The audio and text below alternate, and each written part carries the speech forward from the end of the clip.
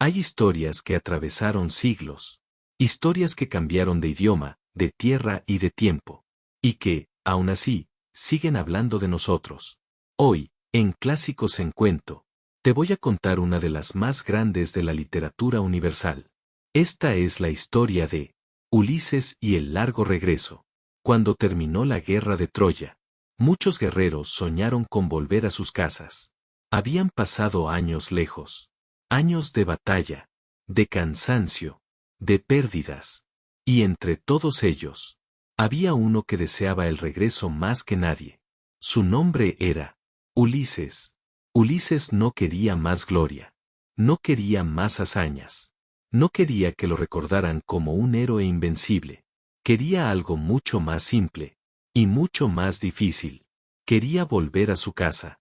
Quería regresar a Ítaca, la isla donde lo esperaban su esposa, Penélope, y su hijo, Telémaco, a quien casi no había visto crecer.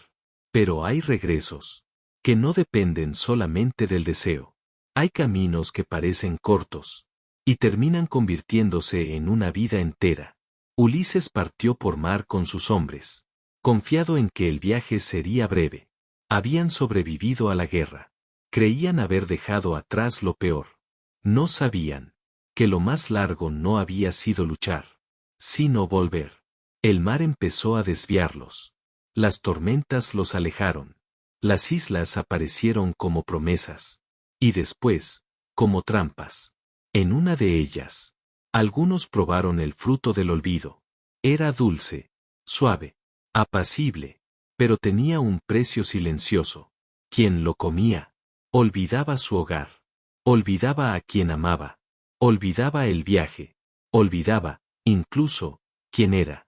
Ulises los obligó a regresar al barco, tal vez porque entendió, antes que nadie, que una de las peores desgracias no es sufrir, sino dejar de desear aquello que nos pertenece. Más adelante, llegaron a la cueva de un gigante, Polifemo, el cíclope. Era brutal, enorme, salvaje, vivía apartado del mundo, obedeciendo solo a su fuerza. Encerró a Ulises y a sus hombres en su cueva, tapando la salida con una roca gigantesca. Parecía imposible escapar. Pero Ulises no era el más fuerte, era el más astuto. Le habló al monstruo con calma. Le ofreció vino. Esperó el momento preciso. Y cuando Polifemo, aturdido, le preguntó su nombre, Ulises respondió, me llamo Nadie. Esa noche, cuando el gigante cayó dormido, Ulises y sus hombres le clavaron una estaca en su único ojo. Polifemo gritó de dolor. Los otros cíclopes, al oírlo, preguntaron desde afuera quién lo estaba atacando. Y él respondió, nadie. Nadie me está matando. Entonces creyeron que deliraba. Y se fueron. Así escapó Ulises. No por la fuerza, no por la furia, sino por la inteligencia. Pero incluso los hombres más lúcidos cometen errores. Cuando ya estaba lejos, Ulises no pudo callarse. Le gritó al cíclope su verdadero nombre. Quiso que supiera quién lo había vencido. Quiso llevarse también esa pequeña victoria del orgullo. Y fue entonces cuando el viaje se volvió todavía peor. Porque Polifemo era hijo de Poseidón, dios del mar. Y desde ese momento, el mar dejó de ser camino, para convertirse en castigo. Las olas crecieron. Los vientos cambiaron. Los puertos desaparecieron. Y el regreso empezó a parecer una promesa cada vez más lejana.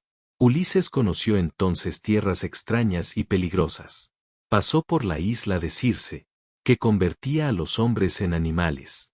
Escuchó el canto de las sirenas, tan hermoso, que podía arrastrar a cualquiera hacia su perdición. Descendió incluso al mundo de los muertos, para buscar una respuesta sobre su destino. Cada prueba parecía decirle lo mismo. Volver. No era solo llegar a un lugar. Volver. Era seguir siendo uno mismo, a través del dolor, la tentación y el tiempo. Hubo momentos en que Ulises estuvo a punto de rendirse. Momentos en que el cansancio era más fuerte que la esperanza. Momentos en que el mar parecía infinito. Momentos en que Ítaca no era ya una isla, sino un recuerdo. Y sin embargo, siguió. Siguió porque hay algo poderoso, en quien todavía conserva una dirección. Aunque no tenga mapa, aunque no tenga certezas, aunque todo lo empuje a perderse. Mientras tanto, en Ítaca, Penélope esperaba. Los años pasaban. Muchos creían que Ulises había muerto. Otros querían ocupar su lugar, quedarse con su casa, con su reino, y hasta con su esposa. Pero Penélope resistía. Esperaba con una paciencia, que también era una forma de coraje. Sostenía el hogar, mientras el tiempo intentaba desarmarlo todo. Así, cada uno a su manera, luchaba contra la misma amenaza. El olvido. Ulises en el mar. Penélope en la espera. Uno peleando por volver, la otra peleando para que todavía existiera un lugar al cual volver. Y al fin, después de años de naufragios, de pérdidas y de desvíos, Ulises llegó a Ítaca. No llegó como un conquistador. No llegó rodeado de gloria. No llegó intacto. Llegó cansado, probado, más silencioso, más humano. Y quizá por eso, su regreso valía más. Porque no volvía el hombre que se había ido a la guerra. Volvía alguien que había entendido que el verdadero heroísmo no siempre está en vencer enemigos.